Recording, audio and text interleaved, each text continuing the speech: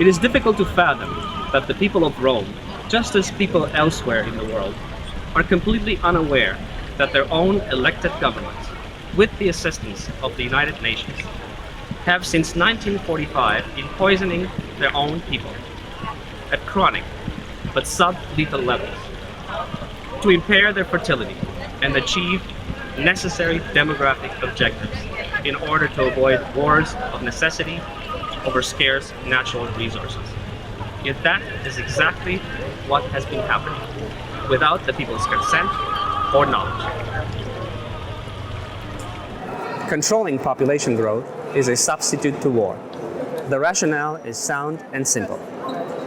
If a country maintains its population at a stable level, and thus neither grows nor decreases over time, it will be able to feed its people and will not have to resort to war to take by force the resources of weaker neighbors. And if every country on earth stabilizes its population equally, then peace can be maintained for all times across the world, and we would never again have to experience the horrible destruction and chaos of war. In our days, we find it difficult to understand how the Romans drew pleasure from watching men fight to death, gladiators, right here in the Colosseum, for no apparent benefit other than the entertainment of the crowd. Yet, Roman society somehow found the sacrifice worthwhile. Since that time, we believe to have made moral and social progress and to behave more humanely towards our fellow human beings. But the reality is that the gladiatorial combat of Roman times pales by comparison in scale and scope, if not in cruelty, with the sacrifices imposed on us by modern society. The Romans reduced men to creatures marked out for slaughter in the arena, for the gratification of emperors and the mob. The international community of today has condemned humankind to slaughter in far gentler, yet equally deadly ways, for the sake of managing the global population.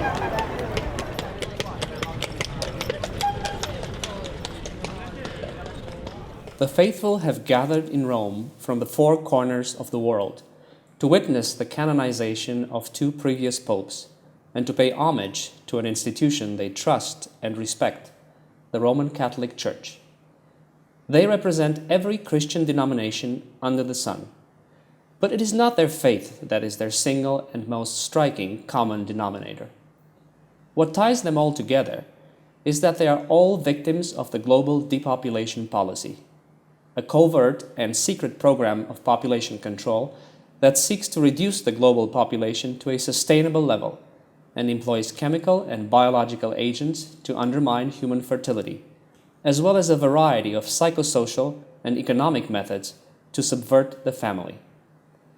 The methods used by every country to control population growth have been dictated by the level of development and the existing infrastructure, as much as by political will or lack thereof, and have either been imposed by force and deception from the outside or adopted willingly by the governing elites of nation-states that have relied on the moral, technical, and monetary assistance of the United Nations, its agencies, and the greater international community. While China has used the one-child policy, thus open legislation, and India has employed covert surgical sterilization, the West has resorted to covert chemical sterilization. Fluoridation is the West's method of choice for suppressing fertility in both men and women. It has been used throughout the West since 1950, and fluoride is delivered either through tap water, table salt, or milk, depending on the country and its level of development. A few select and wealthy nations in Northern Europe use compulsory dental plans to ensure that every citizen receives periodic applications of fluoride directly in the mouth. Regardless of the delivery agent used, fluoridation has been imposed on the populace under the pretext that it combats tooth decay, which is completely inaccurate and dishonest. Of the four methods, water fluoridation is by far the most widespread, as it is used on nearly 1 billion people the world over. Water fluoridation, however, is only possible in places with a modern infrastructure of water treatment plants. And therefore, even in wealthy nations, it is only viable in cities that have at least 10,000 people. Salt fluoridation is the second most popular fluoridation method and is in use throughout Latin America and the Caribbean region, as well as in a few European countries that have abandoned water fluoridation. Milk fluoridation is restricted to very few countries and is used as a supplementary method of fluoridation elsewhere. To keep human beings in a constant state of fluoride poisoning, toothpaste and dental health products throughout the world are fluoridated.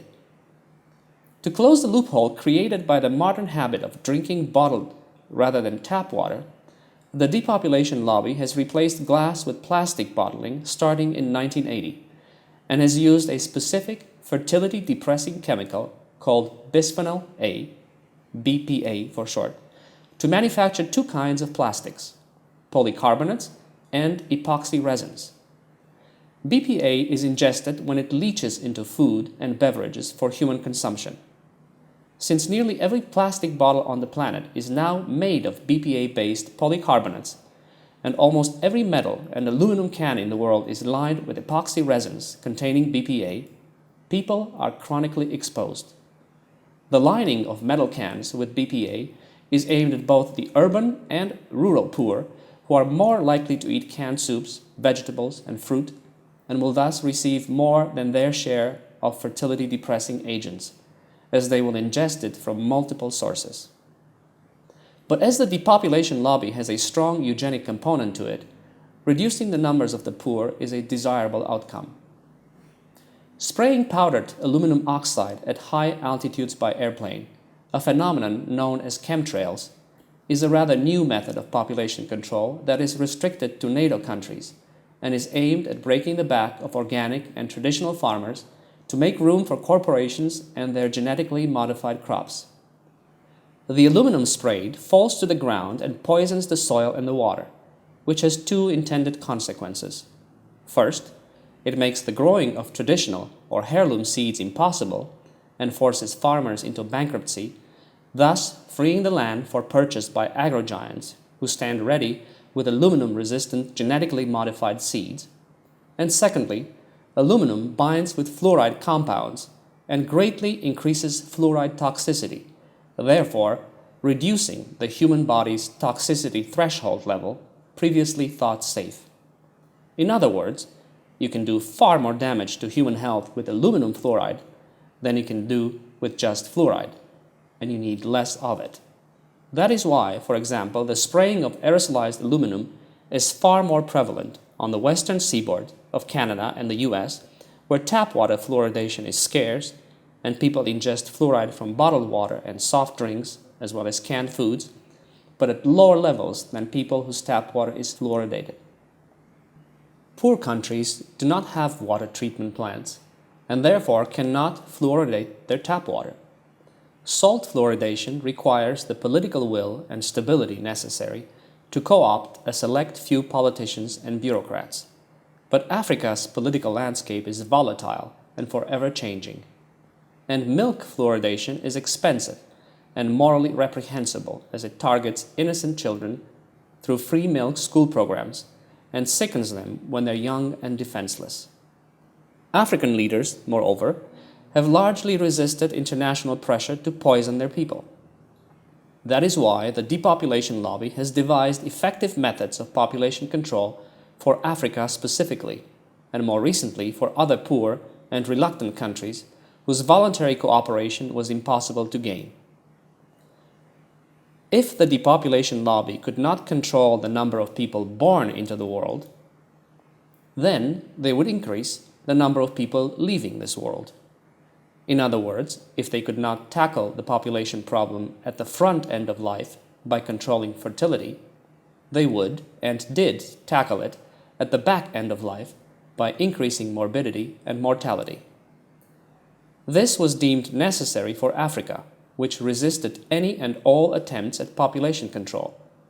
The HIV/AIDS virus was specifically created for the sub-Saharan African population by a cooperative effort between Soviet and American scientists in the employ of their nation's military-industrial complexes.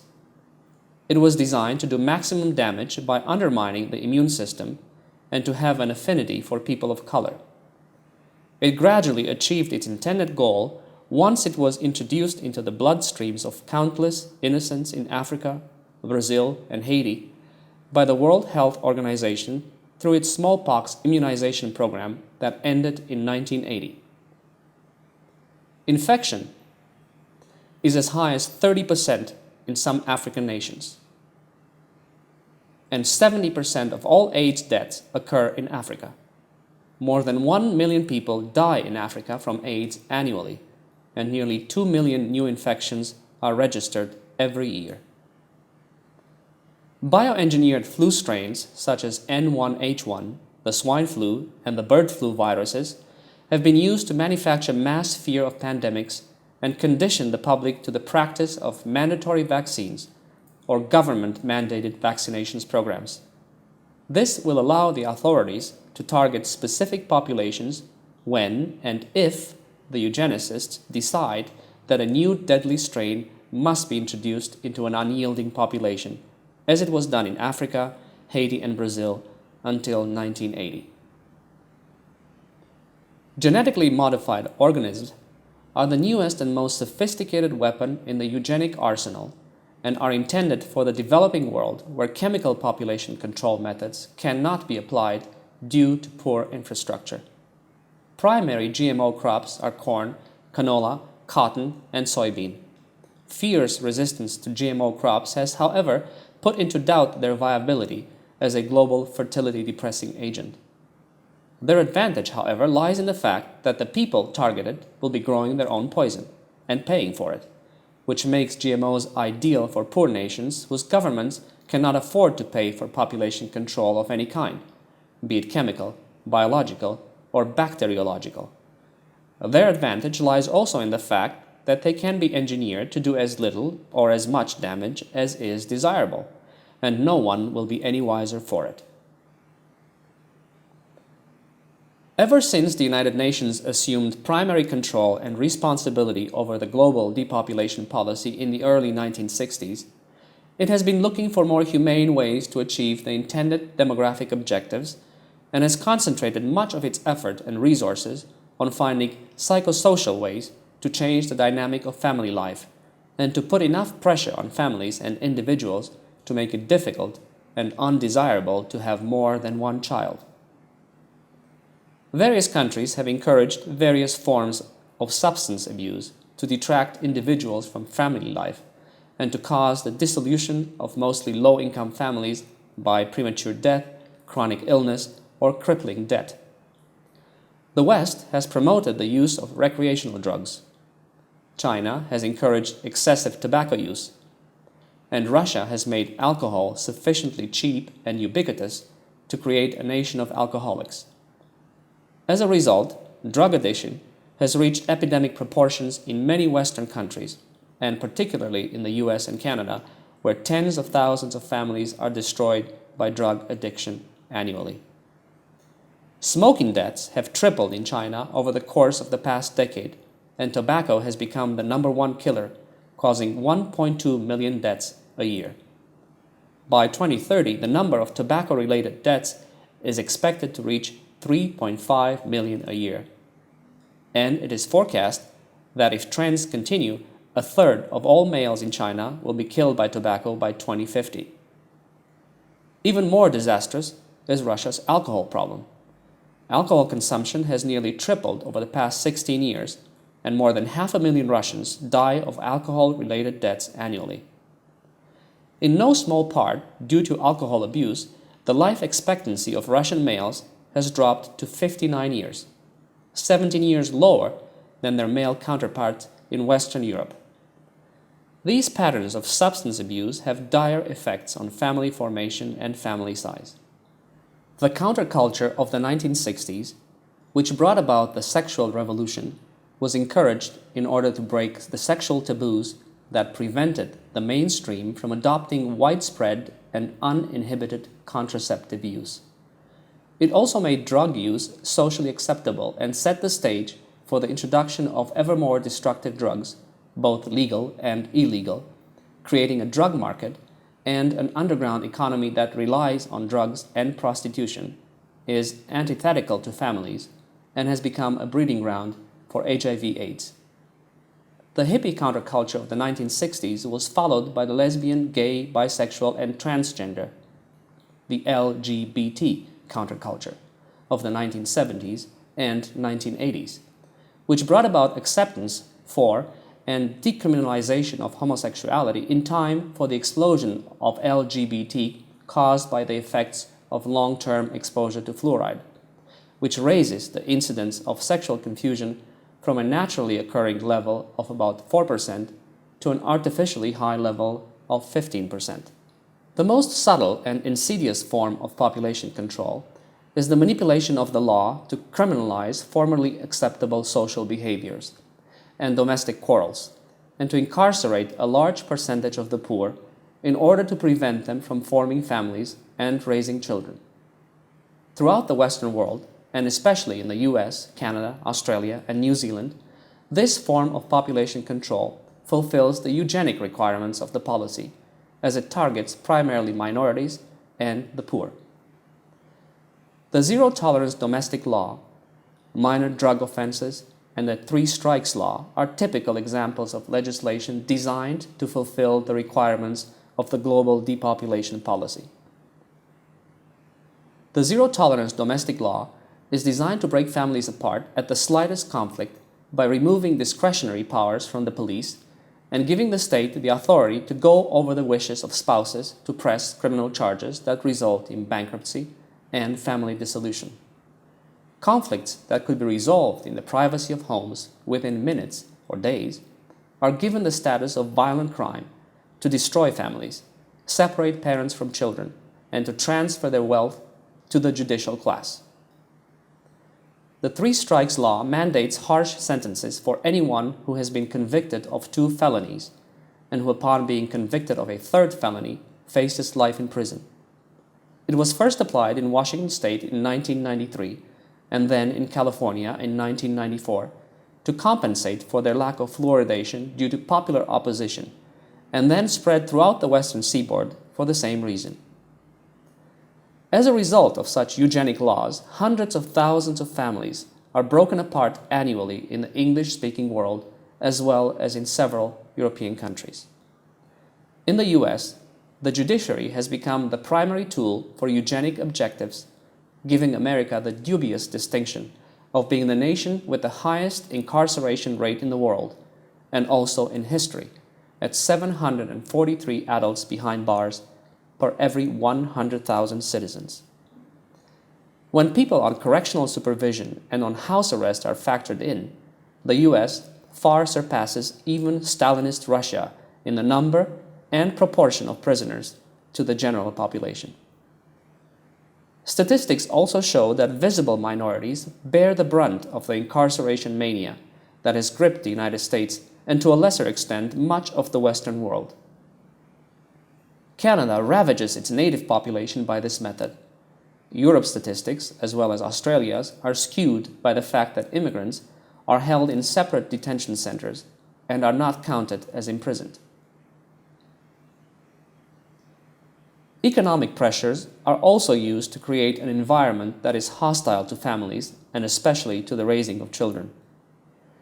The United Nations' favorite method for reducing the number of children is women's participation in the workforce. In the name of poverty eradication, women's education and employment have been given the highest priority. To this end, women in the developing world are being encouraged to get educated and forced to leave their traditional place at home to seek employment. A working woman has less time for children and therefore less incentive to have children. A working woman will also delay childbearing to satisfy career ambitions or the demands of the labor market.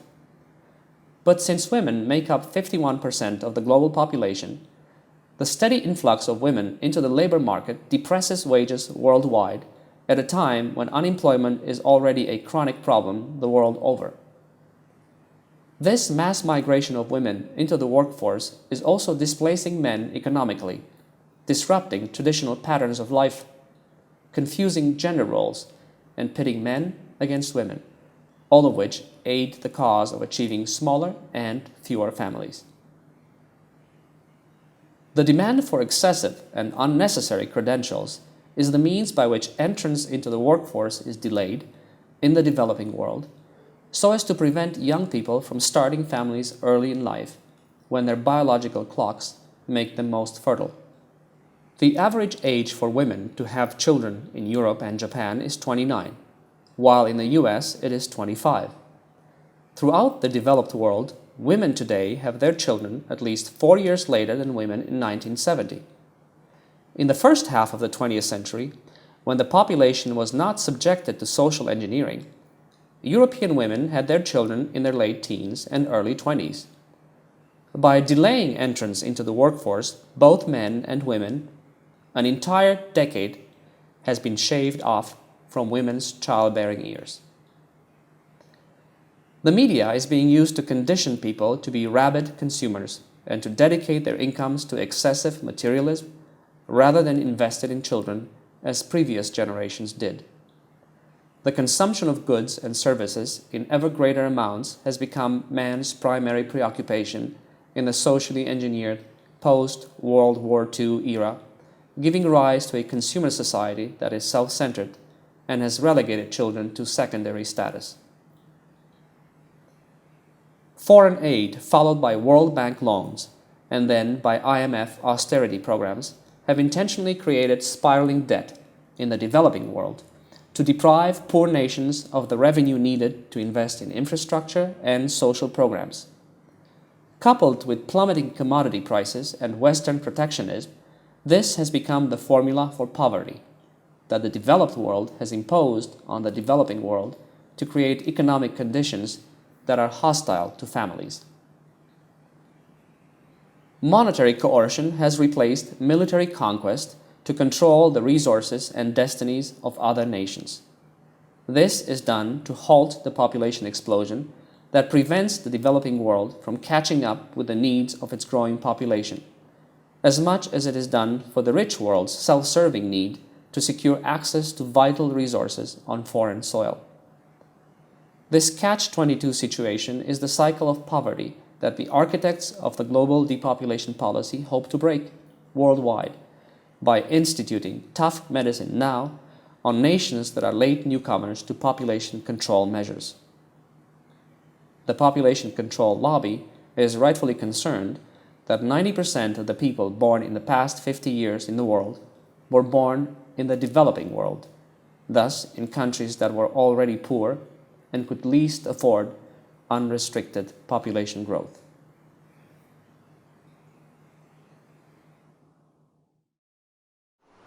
How can the Church claim moral authority over Christendom, while at the same time keep secret its knowledge of the world's greatest genocide? How could Pope after Pope since the early 1950s appear before their adoring worshippers to bless them and guide them through life, while knowing that each and every one of them is being slowly poisoned into extinction, and in the process irreparable harm is done to their health and well-being? These are questions that we'll hopefully be able to answer over the next few days here in Rome. For the time being, I want to say this to Pope Francis. There can be no church without people. There can be no humanity without compassion. There can be no trust without honesty. And there can be no faith without truth. Speak the truth, Pope Francis, and deliver us from evil. You have the ability. Use it. You have our trust. Honor it. Otherwise, Christ will have died in vain.